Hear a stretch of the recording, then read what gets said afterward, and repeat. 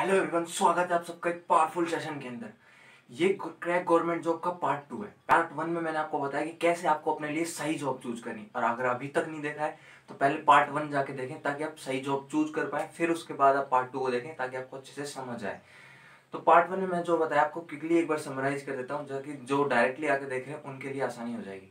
उसमें मैंने एक जीपीएस टेक्निक बताया जिसके थ्रू आप चूज कर सकते हो कि कौन सी गवर्नमेंट जॉब आपके लिए सही है। जी मतलब गोल, यदि आपको कोई स्पेसिफिक गोल है आईएएस आर्मी, तो आप उसी के लिए जाओ। Never give up approach try करो, तब तक लगे रहो जब तक कि वो गोल आपको अचीव ना हो जाए। ठीक है गाइज। एस फॉर स्किल होता है, यानी आपके स्किल के अकॉर्डिंग आप एग्जाम चूज करो। यदि आप प्रैक्टिकल सब्जेक्ट में टैलेंटेड हो तो बैंकिंग, सीजीएल ऐसे एग्जाम चूज करो। वहीं आप थ्योरेटिकल सब्जेक्ट में इंटरेस्टेड हो तो आप उन एग्जाम्स को चूज करो जिनमें जीके, ज्योग्राफी, कल्चर ऐसे सब्जेक्ट्स ज्यादा आते हैं, जैसे आईएएस आरएस टाइप के एग्जाम्स। ठीक है। और अगर आप गोल या स्किल आपके पास इनमें से कुछ भी नहीं है, ढंग से कुछ समझ नहीं आ रहा, आप थोड़े कमजोर टाइप हो पढ़ाई में, तो आपको पी के थ्रू जाना चाहिए। पी मतलब पैटर्न। एक अच्छा सा पैटर्न चूज करो, यानी एक टाइप के एग्जाम चूज कर लो, जो जो एक ही टाइप के एग्जाम होते हैं जिनमें लगभग कॉमन सिलेबस होता है, और उन सबके फॉर्म्स भर दो 1-2 साल में जो भी आने वाले हैं। अब आप एक की तैयारी करोगे, सबकी एक साथ हो जाएगी, यानी prepare for one and all exam done. तो इससे आप एक नहीं, दो नहीं, तीसरे किसी ना किसी एग्जाम में जल्दी ही सेलेक्ट होगी, क्योंकि आप एक पैटर्न में तैयारी किए जा रहे हो, लगातार प्रैक्टिस करके और एग्जाम दिए जा रहे हो।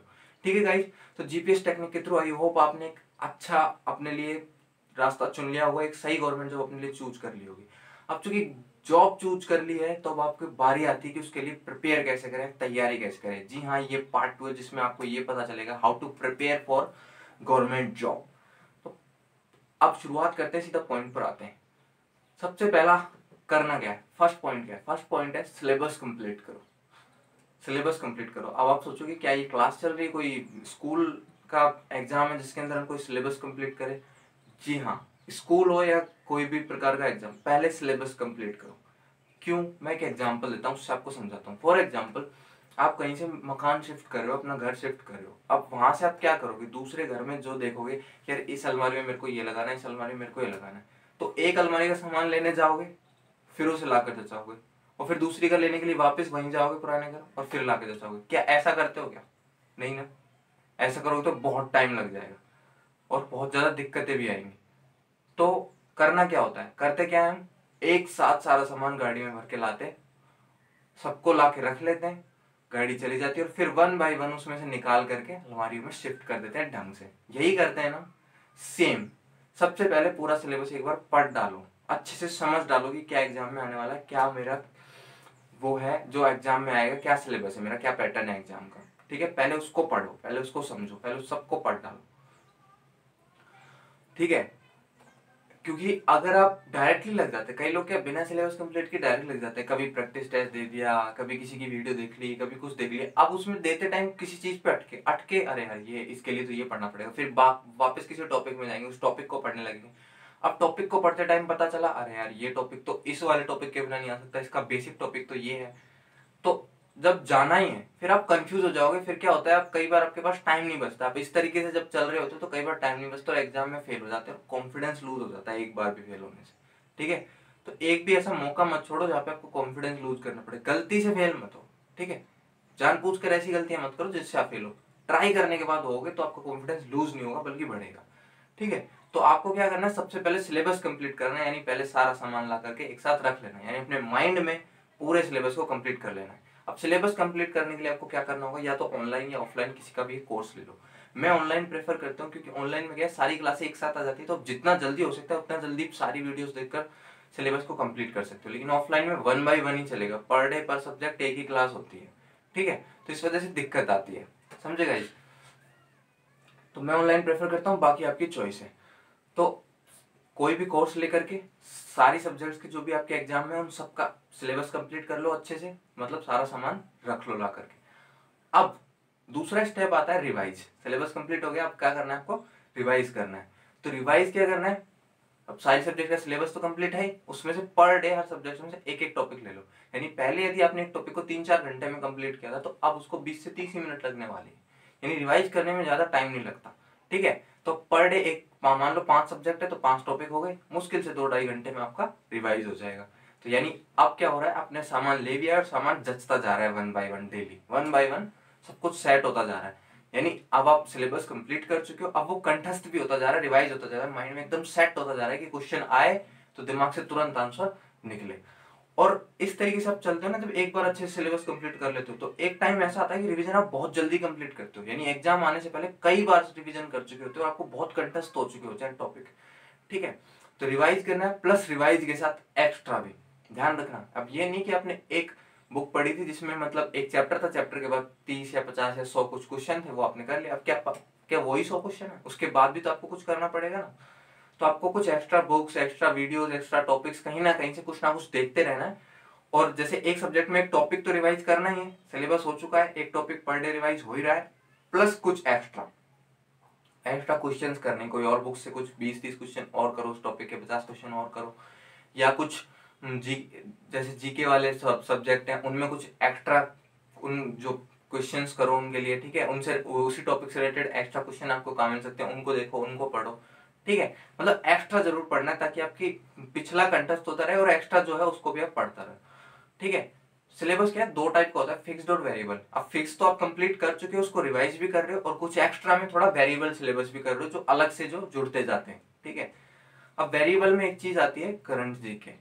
ठीक है, वोकेबलरी इंग्लिश की, क्योंकि ये चीजें ऐसी हैं जो मतलब ऐसा नहीं है कि आप इनको एक साथ कंप्लीट करो। करंट जीके तो कभी भी कंप्लीट कर ही नहीं सकते, क्योंकि वो तो रोज की रोज ही घटित होगी ना। तो उसको पर डे एक चीज डिसाइड कर लो। करंट जीके पढ़ने का क्या तरीका है, न्यूज़पेपर या फिर कोई भी किसी की एक वीडियो 10 या 15 क्वेश्चन वाली, जो पर डे कई वीडियोस डालते हैं यूट्यूब पे। ठीक है, या कोई भी डिस्कशन वीडियो न्यूज़पेपर के ऊपर। तो इस तरीके से किसी भी 3 चीजों में से एक चीज चुन चुन लो, या फिर कोई दो दो चुन लो इनमें से।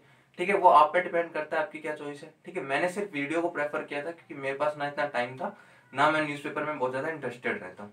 ठीक है, तो मैंने सिर्फ वीडियो को प्रेफर किया, और 10-20 मिनट की वीडियो में ही लगभग 40 क्वेश्चन तैयार हो जाते हैं, क्योंकि 10 क्वेश्चन में वो एक क्वेश्चन में 4 ऑप्शन होते हैं, तो इस वजह से वो लगभग 4 ऑप्शन में भी कुछ ना कुछ बताते हैं। तो इस तरीके से 40 क्वेश्चन एक तरीके से तैयार होते हैं एक 10-15 मिनट की वीडियो में। तो मैं उसी को प्रेफर करता था और उसी में से 70% एग्जाम में आता था। तो अब आपको क्या करना है, डेली बेसिस पे करंट जीके भी करनी है, यानी आप रिवाइज भी कर रहे हो और एक्स्ट्रा भी कर रहे हो, plus current GK plus English की वोकेबलरी।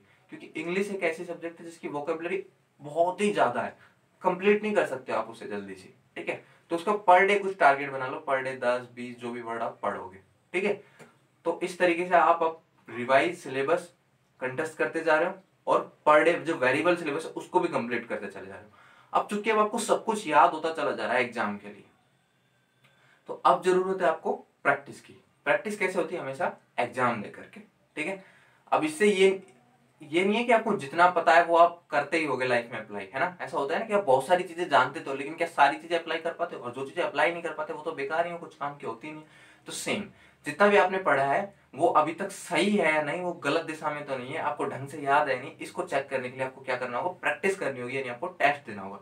रिवाइज तो आप कर ही रहे हो, लेकिन आपको टेस्ट देने होंगे, छोटे छोटे चैप्टर वाइज टेस्ट दो, पूरी बुक का एक टेस्ट दो। ठीक है, अलग से कुछ सीरीज खरीद लो इससे रिलेटेड। ठीक है, तो टेस्ट दो, मॉक टेस्ट दो, कुछ भी दो, प्रैक्टिस करो लगातार। टाइम बाउंड जो क्विजेज होती हैं उनको दो, कि भाई 5 मिनट में 3 क्वेश्चन करने होते हैं, क्योंकि अक्सर पेपर तो टाइम बाउंड ही होता है ना, वहाँ बहुत ज्यादा टाइम तो मिलता नहीं। अब यहाँ पे टाइम बाउंड अगर आप कुछ प्रैक्टिस करोगे, टेस्ट दोगे, तो उससे क्या होगा, आपकी स्पीड सही होगी, एक्यूरेसी सुधरेगी, जो आप गलतियां करते हो जल्दी जल्दी में वो सही होते चले जाएंगे धीरे धीरे, स्पीड बढ़ती चली जाएगी आपके एग्जाम देने के लिए, आपको कॉन्फिडेंस आता चल जाएगा, क्योंकि प्रैक्टिस ही है जो आपको कॉन्फिडेंस दिला सकती है, किसी भी चीज में आपको बेटर बना सकती है। ठीक है, और एक बात में अच्छे से इस पॉइंट पर बहुत अच्छे से गौर कर लेना कि कोई भी एग्जाम क्रैक करने का एक सबसे बढ़िया तरीका यही है, प्रैक्टिस।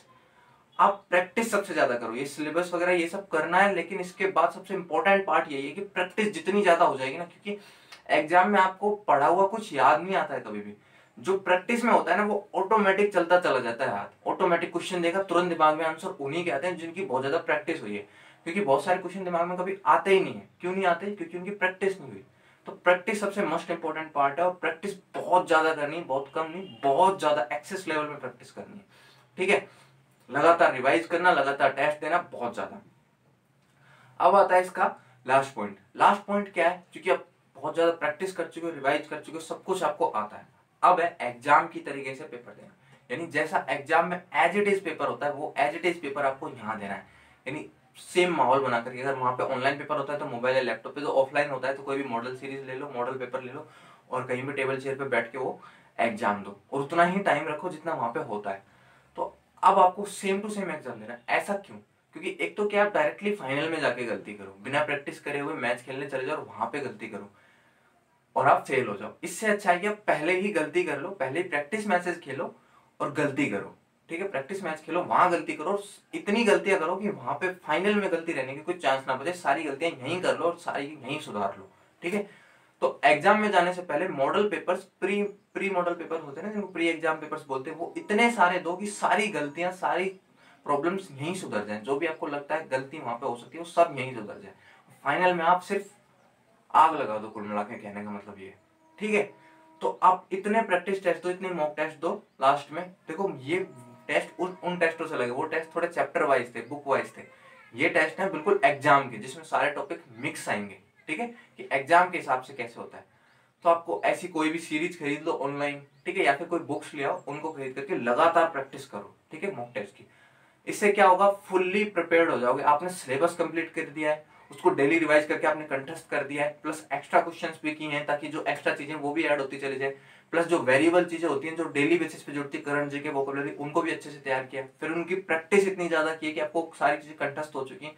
और फिर एग्जाम में होने वाली सारी गलतियां भी आपने क्योर कर ली, क्योंकि आप यहाँ पे आपने मॉक टेस्ट दे दिए हैं बहुत ज्यादा। अब इस तरीके से आप फुली प्रिपेयर्ड हो चुके हो गवर्नमेंट जॉब के एग्जाम में, अच्छे से तैयार हो एग्जाम देने के लिए।